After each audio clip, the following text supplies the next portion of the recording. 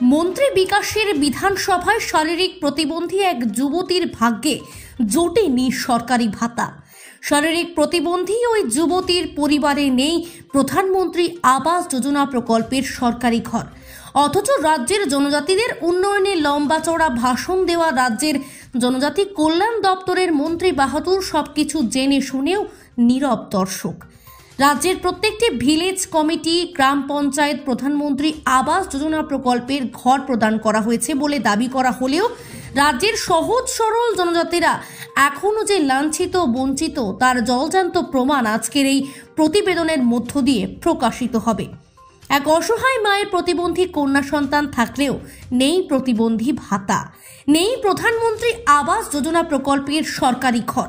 এই দৃশ্য রাজ্যের উপজাতি কল্যাণ দপ্তরের মন্ত্রী বিকাশ দেববর্মার নির্বাচনী কেন্দ্র তথা 29 কৃষ্ণপুর বিধানসভা কেন্দ্রের অন্তর্গত খাসিয়ামঙ্গল এলাকায়।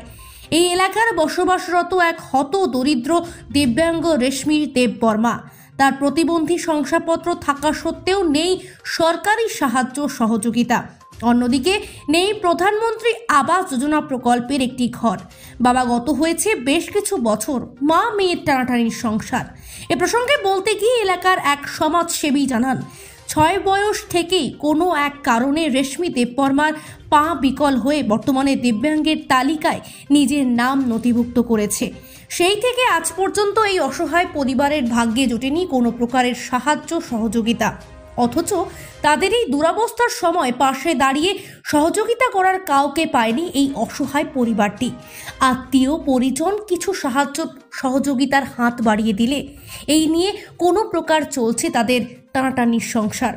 চাইছেন একটা প্রতিবন্ধী ভাতা, একটা সরকারি ঘর, যাতে করে এই হত দরিদ্র পরিবারটি কন্যা সন্তানের চিকিৎসা সহ ভরণ পোষণ করতে পারে অসহায় মা। এমতো অবস্থায় সরকারি সহযোগিতাই একমাত্র দাবি এই অসহায় পরিবারের। অন্যদিকে এই এলাকায় বিধায়ক তথা উপজাতি কল্যাণ দপ্তরের মন্ত্রী বিকাশ দেববর্মা এই প্রতিবেদন সম্প্রচার হওয়ার পর তাদের সাহায্যের হাত বাড়িয়ে দেয় কিনা সেটাও কিন্তু দেখার বিষয়। যদিও মন্ত্রী বাহাদুর ব্যস্ত নিজের শীততাপ নিয়ন্ত্রণ গাড়িতে করে এদিক ওদিক ছুটে মিডিয়ার লাইমলাইটে আসা। আগরতলার প্রতিনিধি রিপোর্ট, নিউজ অবিকল।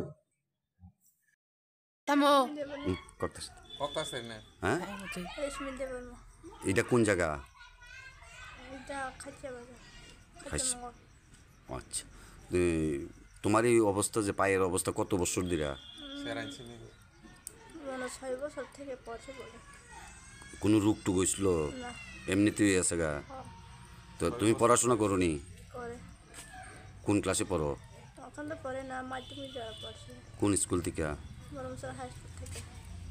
তোমার কি বিকলাঙ্গ যে হয়েছে তোমার সার্টিফিকেট আসেনি? ভাতা টাতা পাইছো নি সরকার থেকে? সার্টিফিকেটটা কই? মাধ্যমিক না, ওই যে পা যে ভালো না, তোমার এই সার্টিফিকেট আসেনি, বিকলাঙ্গ সার্টিফিকেট? তোমরা পরিবারে কতজন লোক? তোমরা কি করে খাও?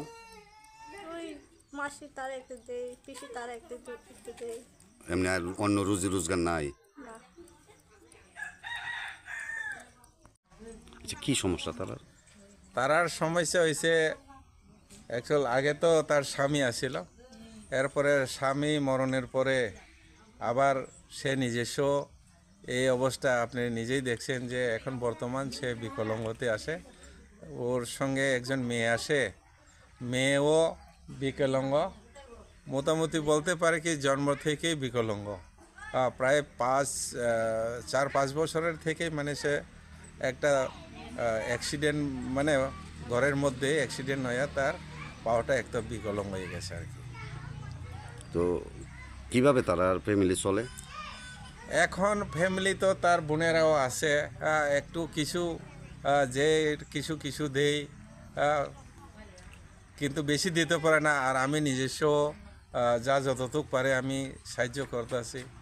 আর কিছু স্পেশাল খাওয়ানোর আমি কত মানুষকে রাখছি, যদি কোনো এরা খাওয়ানোর যদি ইচ্ছা থাকে বা ইচ্ছা না থাকলে আমি প্রত্যেক রবিবার বুধবারে তার মানে মাছ টাছ খাওয়ানোর একটা এটাও ব্যবস্থা করছি। যখন তার এই অবস্থা কতদিন বাঁচব না বাঁচবো এটাও জানে না। ওইটা লক্ষ্য করে আমি মানে বর্তমান কন্টিনিউ আমি অলরেডি তারার মাছ টাছ খাওয়াই।